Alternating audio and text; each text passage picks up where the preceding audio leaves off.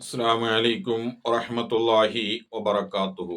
പ്രിയമുള്ള മോമിനാത്തുകളെ, പരാജിതരായ 4 വിഭാഗം ആളുകൾ നമുക്ക് പരിചയപ്പെടുത്തി തരുന്നുണ്ട്.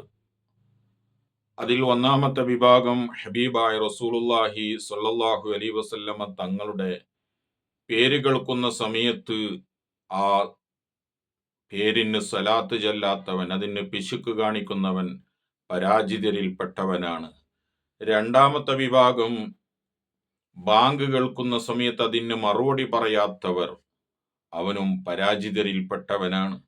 മൂന്നാമത്തെ വിഭാഗം, ആരെങ്കിലും ഒരാൾ നമ്മളോട് ഒരു ഹൈറായ കാര്യത്തിന് വേണ്ടി സഹായം ചോദിച്ചു, അവനെ സഹായിച്ചിട്ടില്ലെങ്കിൽ അവൻ പരാജിതരിൽപ്പെട്ട ആളുകളുടെ കൂട്ടത്തിൽ അവൻ എണ്ണപ്പെടുന്നുണ്ട്. നാലാമത്തെ വിഭാഗം, ഒരാൾ നിസ്കാരത്തിന് ശേഷമുള്ള പ്രാർത്ഥനയിൽ അവന്റെ ശരീരത്തിന്, അവൻ സ്വയത്തിന് വേണ്ടിയിട്ടും പൊതുവായ മുഅ്മിനീങ്ങളുടെ കാര്യത്തിന് വേണ്ടിയിട്ടും പൊതുവായി ഒരു ദുആ ചെയ്യാത്തവനും പരാജിതരിൽപ്പെട്ടവനാണ്. അതുകൊണ്ട് ഈ പറഞ്ഞ 4 കാര്യം ഈ ചാനൽ കാണുന്ന ഒരു വ്യക്തിയിലുണ്ട് എങ്കിൽ അത് തിരുത്താൻ വേണ്ടി ശ്രമിക്കുക. അഥവാ നബി തങ്ങളുടെ പേര് കേൾക്കുമ്പോൾ സ്വലാത്ത് ചെല്ലുക. ബാങ്ക് കേൾക്കുന്ന സമയത്ത് സംസാരങ്ങൾ നിർത്തി അതിന് ഇജാബത്ത് പറയുക.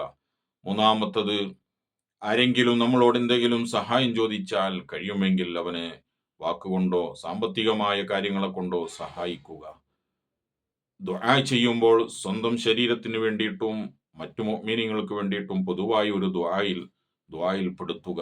ഇങ്ങനെ ഉണ്ടെങ്കിൽ നാം വിജയിച്ചവരാണ്, ഇതില്ലെങ്കിൽ പരാജിതരിൽപ്പെട്ടവരാണ് എന്ന് നമുക്ക് മനസ്സിലാക്കാം. അള്ളാഹു നമ്മയും നമുക്ക് വേണ്ടപ്പെട്ട മുഴുവൻ ആളുകളെയും വിജയിക്കുന്നവരുടെ കൂട്ടത്തിൽ അള്ളാഹു പെടുത്തി അനുഗ്രഹിക്കുമാറാവട്ടെ.